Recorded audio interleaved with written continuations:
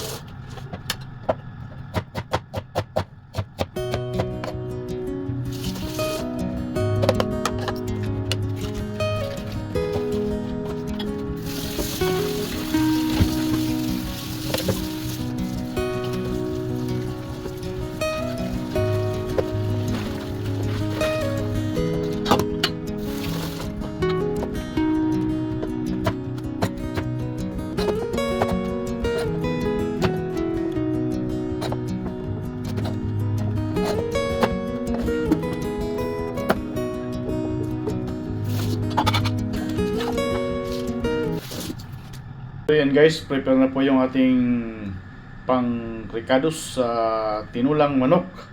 Alright, so tara na, umpisa na. Ayan guys, magpapainit tayo ng kawali. Dito tayo magluluto nating tinulang manok. Alright. So yan guys, may tayong kawali. Mayroon tayong taba ng manok guys. Ito yung imamantika muna natin para pang-gisa natin sa kanya mamaya. Good. Okay. So, imamantika muna natin ito. Ayun ang gagamitin natin niya pang ano sa kanya, gisa. Alright.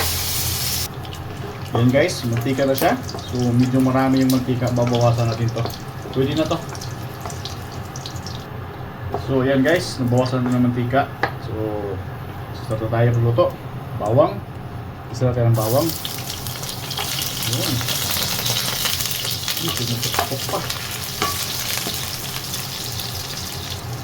Yan, light brown na po yung bawang. Lagyan natin yung kamatis.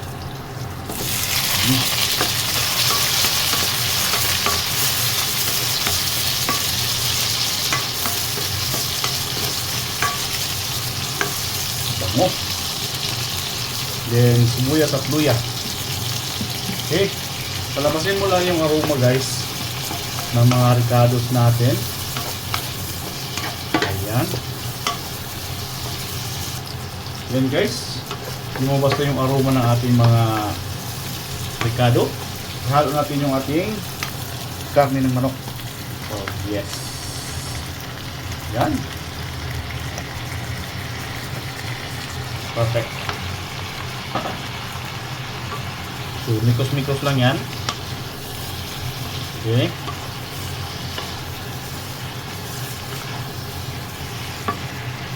And then pagkamikos guys, nulay tayo ng kunting vinegar pampatanggal ito ng lansa. Yan, English cut ito guys. Suka lang, pampatanggal ng lansa. Mamaya tayo magsabaw nito. Okay, mikos yan. Then takpan lang natin to. Alright.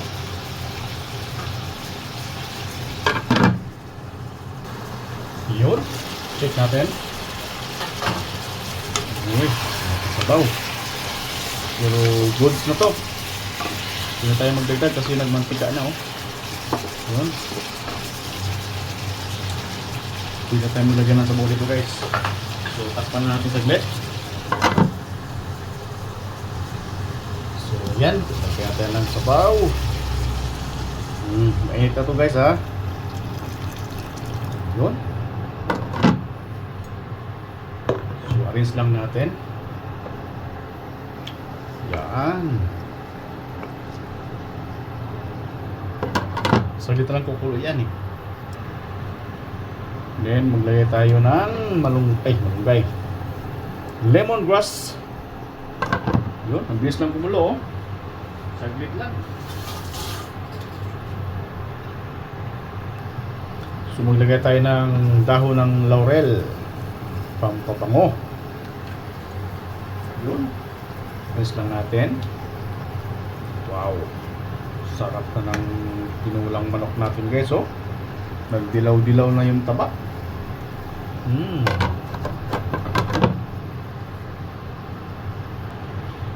Maglagay rin tayo dito guys ng asin, salt para timplado na siya. Yun. Habang hindi pa natin lagay yung gulay, maglagay na tayo ng asin. Alright. Goods na yan. Goods na yan, oh. Sarap nito. Mapapalaban naman ako sa kain ngayon.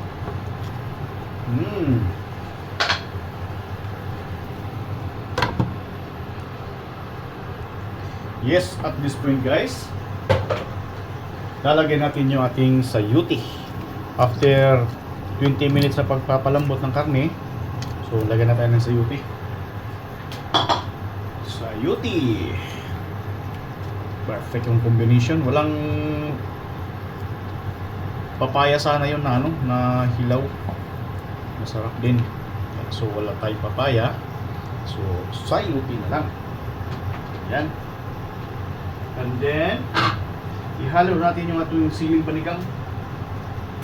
Yung siling haba.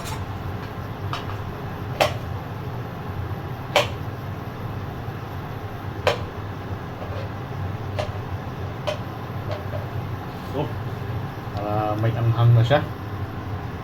Ito, umaanghang ito. Meron din. Sakong-sakong anghang ito. Hindi tayo maglagay ng siling pula. Ito na, pwede na to. Maanghang na to eh. Ayan. Perfect.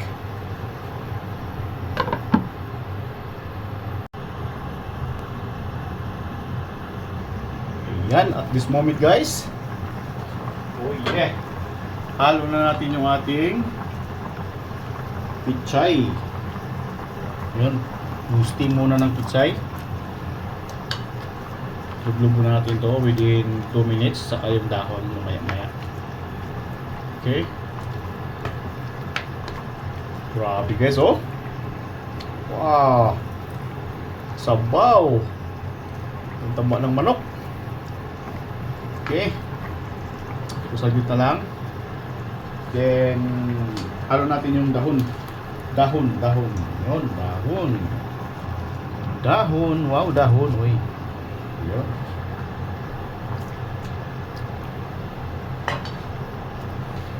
May nahulog ng dahon. So, hugas at then, lagay natin ulit. Wow, grabe na to. Perfect. Perfect ang sabaw natin guys. So, loaded sa gulay. Sa pichay. Ayan. So, saglit na lang ito guys. Ito na to. Isang pulo lang to. Itakpan lang natin.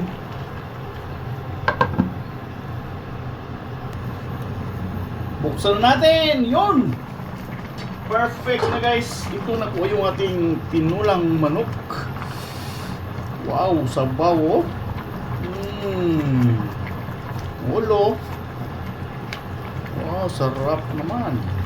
Pakpak oh, my favorite pakpak. Yun. So yan guys, ito na po yung ating finished product sa ating tinulang manok. Zoom in na natin guys.